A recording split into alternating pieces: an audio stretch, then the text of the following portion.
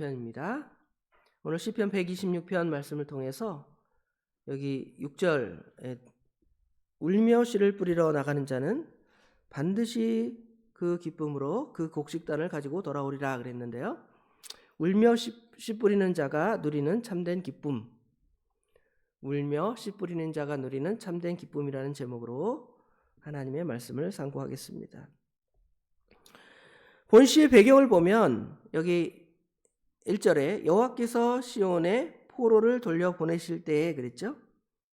이 말씀을 통해 보면 아마도 하나님께서 자기 백성을 옛 땅으로 돌아오게 하실 때에 하나님께서 신적으로 개입하셨던 하나님의 놀라운 역사로 이 일을 행하셨던 그 일을 지금 배경으로 하고 있는 것을 알 수가 있습니다.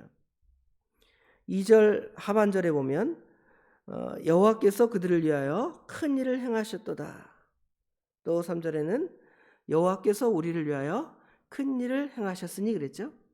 하나님께서 큰 일을 행하셨는데 그 일이 뭐냐면 시온에 포로를 돌려보내실 때라는 것입니다. 그러면 이제 여호와께서 큰 일을 행하셨는 것이 과연 무엇인가를 좀 생각을 해보면 성경에서 하나님께서 행하신 큰 일은 먼저 유추해 보면 하나님께서 이스라엘 백성들을 출애굽하신 사건, 그것도 하나님께서 하신 큰 일로 우리가 생각해 볼 수가 있습니다. 그런데 오늘 본문에 보면 시온의 포로라는 단어를 보면 이 시온은 다윗에 의해서 만들어진 성읍이죠.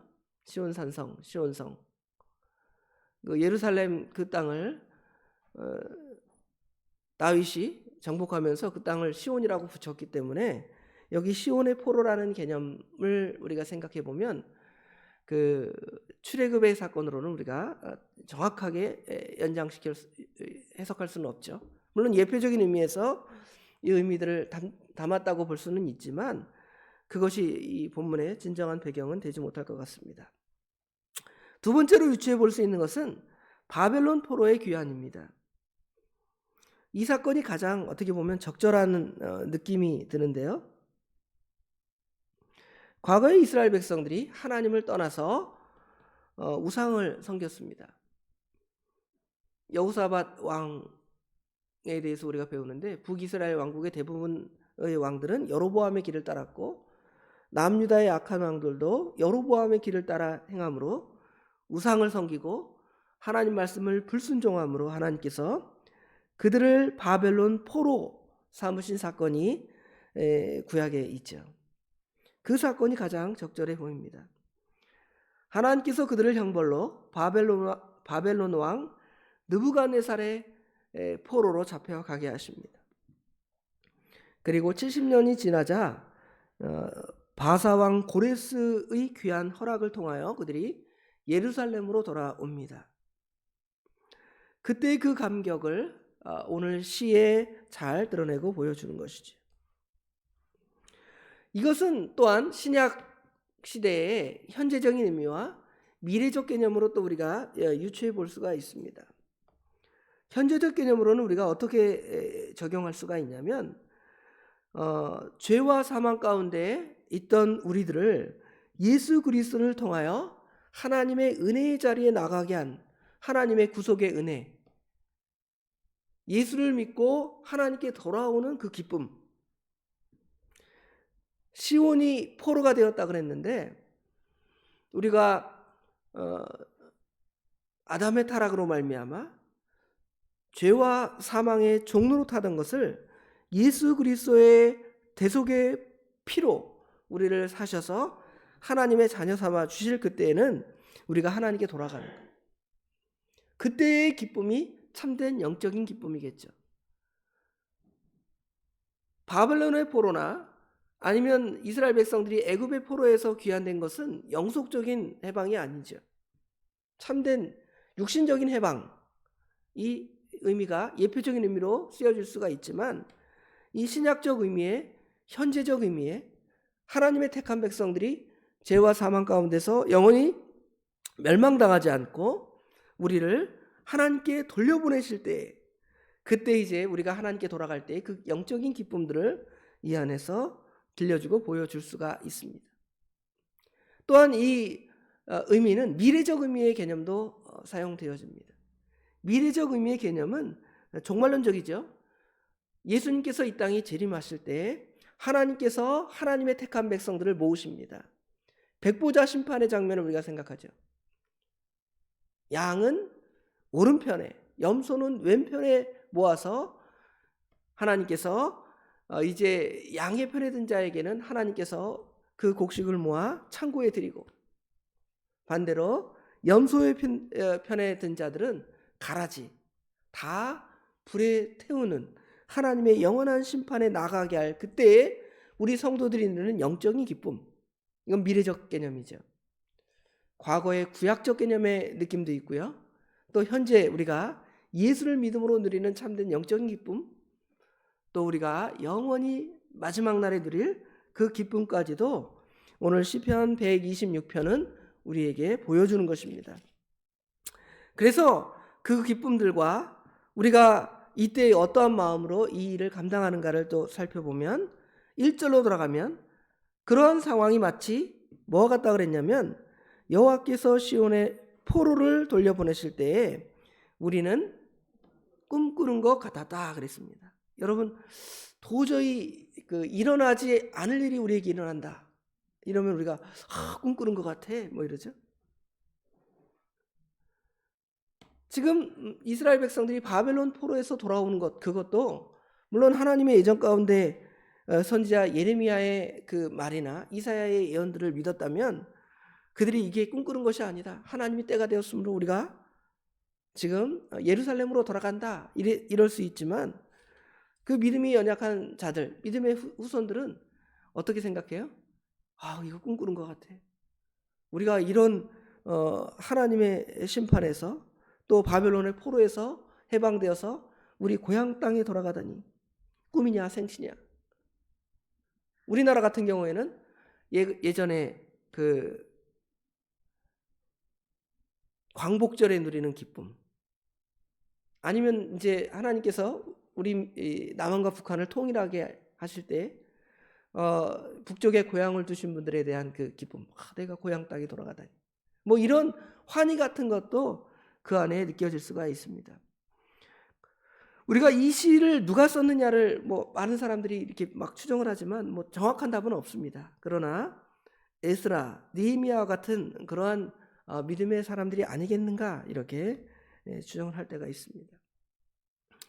그러한 꿈이냐 생시냐 하는 그 기쁨들이 이제 실제로 드러나서 그때의 그 기쁨이 2절 안에 표현되어 있죠. 그때 우리 입에는 웃음이 가득하고 우리 혀에는 찬양이 찼었도다 그랬죠. 그때는 이제 기쁜 거예요. 대한민국 만세, 그죠? 대한독립 만세. 이 얼마나 기쁘고 즐겁고 해방되었습니다. 이것은 우리가 이 중생 거듭날 때에도 참 그 첫사랑, 하나님께서 우리를 사랑해 주시는 그 첫사랑의 그 감격을 누릴 때의 그 기쁨이 그 안에 포함되어 있어요. 교회에 나와서 교회는 왔다 갔다 하지만 그 예수님께서 나를 사랑하셨다는 것을 처음 깨달을 때의 그 눈물이 어때요? 정말 누르러도 눈물로써 그러잖아요. 그렇죠? 이게 진짜 이 사람들 표현처럼 꿈이냐 생시냐. 입에는 웃음이 가득하고 혀에는 늘 찬양하는 거예요. 구속의 은혜에 대한 찬양. 어찌 찬양 안 할까? 그죠? 나를 그 죄에서 구원하여 주다니 얼마나 감사합니까? 이런 감격이 이렇게 이 안에는 포함되어 있습니다. 그것은 하나님께서 우리를 위해서 또는 그들을 위해서 큰 일을 행하신 거라고 2절과 3절에 우리에게 설명을 해주고 있습니다. 그런데 우리가 이 하나님께 돌아가는 것 또는 이스라엘 백성들이 바벨론 포로에서 귀환하는 것은 마치 4절에 보면 여호와여 우리를 남방 시내들 같이 돌려보내소서 그랬는데, 이 남방 시내 우리가 별로 유추가 안 될 수 있습니다.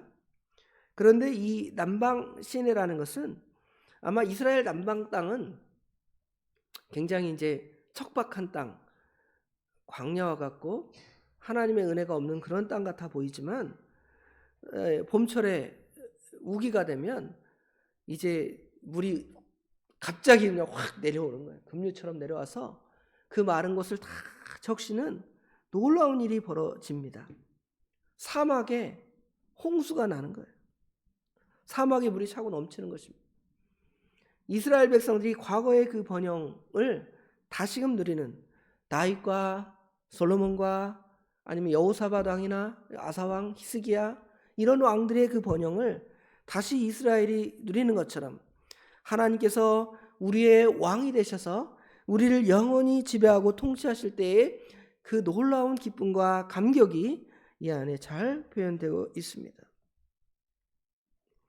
그것은 마치 여기 5절과 6절에 눈물을 흘리며 나가는, 울며 씨를 뿌리러 나가는 그러한 장면으로 묘사가 되는데, 이것은 아마 이스라엘 백성들이 포로로 잡혀갈 때의 그 장면을 생각해 볼 수가 있습니다. 고향 땅을 떠나서 신분은 노예의 신분으로 갈 때에 그들은 다 눈물을 흘렸을 것입니다. 울며 씨를 뿌리는 것처럼 나아갔을 것입니다. 그런데 이들이 돌아올 때는 기쁨으로 돌아오는 것이죠. 감격으로 돌아오는 것입니다. 파종하는 일은 쉬운 일이 아니라 할지라도 기쁨으로 단을 거둘 때의 그 기쁨은 엄청나게 크다는 것이죠. 그 헬라어의 이 뿌린다, 이 씨 뿌린다라는 개념에 어떤 단어가 있냐면 스페로이라는 동사가 있습니다. 이 동사는 씨를 뿌리다 이런 동사의 의미도 있지만 흩어버리다, 씨를 뿌릴 때 이렇게 이모작하는 것처럼 모작하는 것이 아니라 이양해서 심는 것이 아니라 그냥 뿌리는 거죠. 흩뿌리는 것처럼. 이 뿌릴 때에 뿌려지는 것처럼 이스라엘 백성들이 그렇게 뿌려진 것이죠. 바벨론 땅에 뿌려지기도 하고 고대 근동 그 지역에 다 뿌려지는 거예요. 뿌려질 때에 그 슬픔은 이로 말할 수 없지만 그들이 이제 고레스의 명령을 따라 하나님의 은혜로 그들이 돌아올 때에는 기쁨으로 돌아오는 거예요. 우리가 잘 아는 디아스포라, 이 디아스포라라는 단어도 이 뿌려진, 그렇죠? 흩어진, 이 성경에 보면 흩어진 나그네에게 편지한다 이러죠. 야고보서 같은 데 보면 흩어진 겁니다.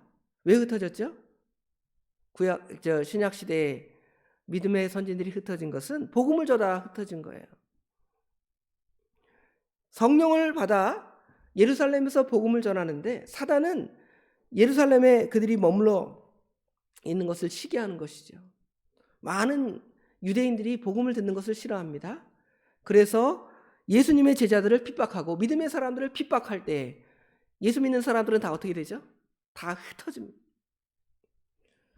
사도행전 8장 1절에 보면 사울이 스데반을 죽일 때 가편 투표를 했잖아요.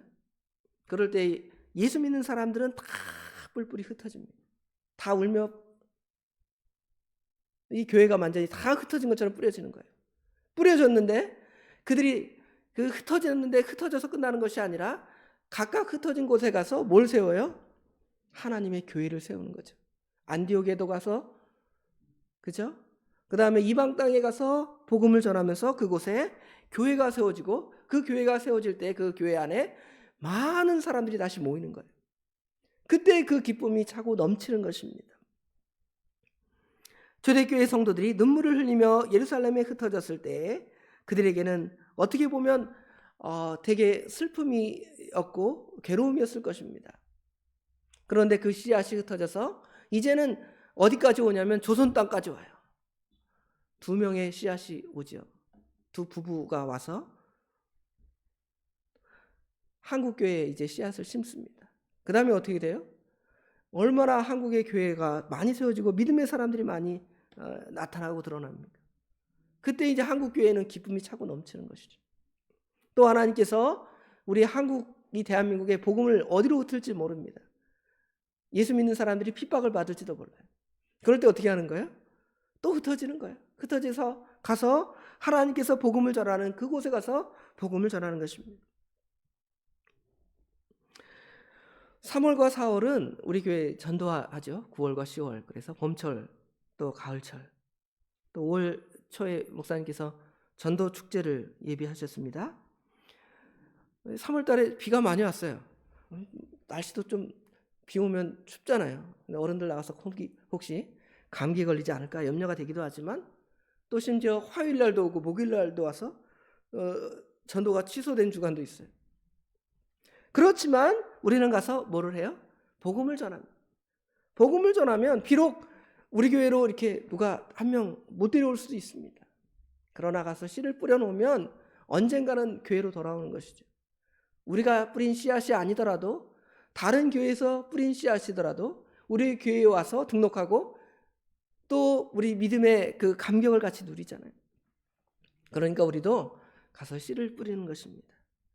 그러한 감격이 오늘 화요 전도하는 날이잖아요. 마치 이 말씀과 잘 연결이 되는데 그 기쁨이 우리 가운데 충만하고 또 우리 안에 그런 기쁨이 충만하려면 하나님께서 우리를 구속해 주신 구속의 기쁨이 충만해야 돼. 그래야지 전도할 때도 기쁨으로 나가 전도하고 그들이 또 돌아올 때 기쁜 거예요. 그 기쁨이 우리 안에 충만한 하루가 되기를 간절히 원합니다. 기도하겠습니다. 아버지 하나님, 은혜와 사랑을 진심으로 감사합니다. 오늘도 본문의 말씀을 통하여 울며 씨 뿌리는 자의 참된 기쁨의 감격을 본문의 말씀을 통해 깨닫게 하시고 그 기쁨이 과거의 이스라엘 백성에게만 있는 것이 아니라 우리에게도 있고 또 우리 주님께서 재림하실 때의 그 누릴 참된 영적인 기쁨까지도 그 안에 다 담겨져 있으며 우리로 하여금 그 기쁨을 매일매일 누리도록 우리에게 전도자의 사명을 주시고 또 저희들을 파송하시니 감사합니다. 저희들이 파송받을 때에는 날씨가 좋지 않을 수도 있고 또 복음을 전할 때 반대하는 사람이 있어서 정말 내가 괜히 나가서 복음을 전했다 하는 악한 마음이 우리 가운데 들 때도 있지만 그래도 나가서 복음을 전할 때 하나님께서 돌아올 때는 우리에게 더 큰 기쁨, 더 큰 즐거움으로 그것을 채워주시는 그 기쁨을 우리가 누리며 살아갈 수 있도록 우리 하나님 도와주시옵소서. 이 기쁨의 감격을 누리고자 오늘도 화요 전도 모임을 합니다. 아버지 하나님, 여러 처지가 있고 환경이 있지만 우리에게 선한 마음 주셔서 잘 감당할 수 있도록 우리 하나님 도와주시옵소서.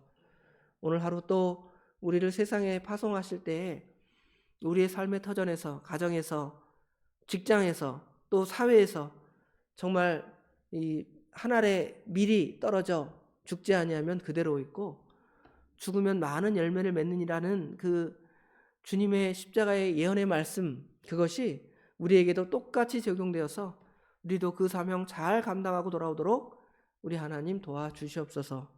모든 것 우리 주님께 맡기오며 예수님의 이름으로 간절히 기도드리옵나이다. 아멘.